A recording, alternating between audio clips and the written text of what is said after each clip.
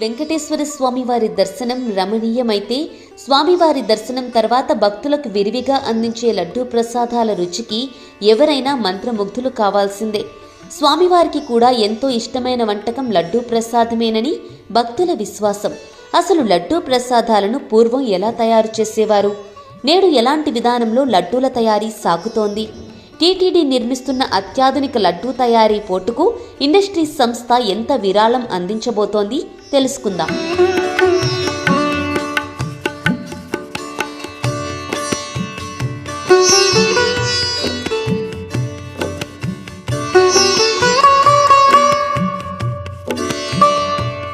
వెంకన్న దర్శనం తర్వాత భక్తులు ఎక్కువ ఆసక్తి చూపేది లడ్డూ ప్రసాదం పొందడానికే. రద్దీకి సరిపడా లడ్డూలను తయారు చేయడానికి నిర్విరామంగా సుమారు 500 మంది కార్మికులు శ్రమిస్తూ ఉంటారు. ఆలయం బయట ఉన్న అదనపు బూందీ పోటులో సిబ్బంది శనగపిండితో నేతి బూందీని తయారు చేస్తారు. ఆ బూందీలో జీడిపప్పు, ఎండు ద్రాక్ష, ఏలకులు, కలకండను కలిపి కన్వేయర్ బెల్ట్తో ఆలయంలోకి పంపుతారు.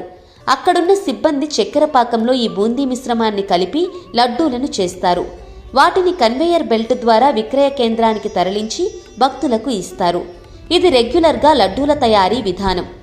తరతరాలుగా శ్రీవారి బూందీ పోటులో మార్పు తీసుకువస్తూనే ఉన్నారు. కలప నుంచి నేడు వినియోగిస్తున్న థర్మల్ ఫ్లూయిడ్ హీటింగ్ స్టవ్ల వరకు ఎన్నో మార్పులు తీసుకువచ్చారు. 1984కు పూర్వం శ్రీవారి లడ్డూల తయారీకి కలపతో పొయ్యి వెలిగించి లడ్డూలను, శ్రీవారికి నివేదించే ప్రసాదాలను తయారు చేశారు. ఇప్పటికీ స్వామివారికి నివేదించే ప్రసాదాలు పొయ్యిపైనే తయారు చేస్తారు. అయితే 1984లో ఎల్పీజీ అందుబాటులోకి వచ్చింది.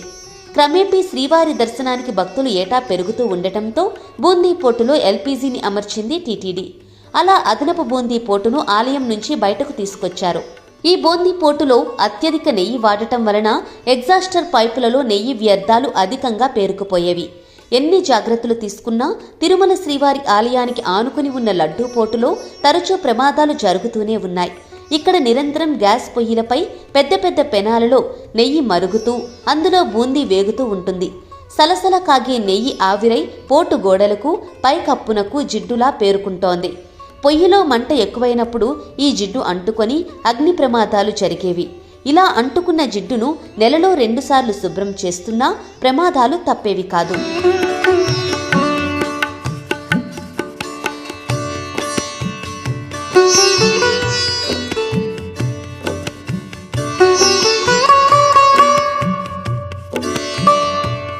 బూందీ పోటుకు ఆనుకొని ఆధునిక సాంకేతిక పరిజ్ఞానంతో 21.75 కోట్ల రూపాయలతో మరో బూందీ పోటును ఆధునీకరించారు. థర్మోఫ్లూయిడ్ హీటర్స్ ప్రవేశపెట్టారు. థర్మోఫ్లూయిడ్ హీటర్లు మంటలు కనిపించకుండానే ఉష్ణాన్ని పుట్టించగలవు. హీటర్లో ఉత్పత్తి అయ్యే ఉష్ణం సన్నటి పైపుల ద్వారా స్టవ్కు చేరుతుంది.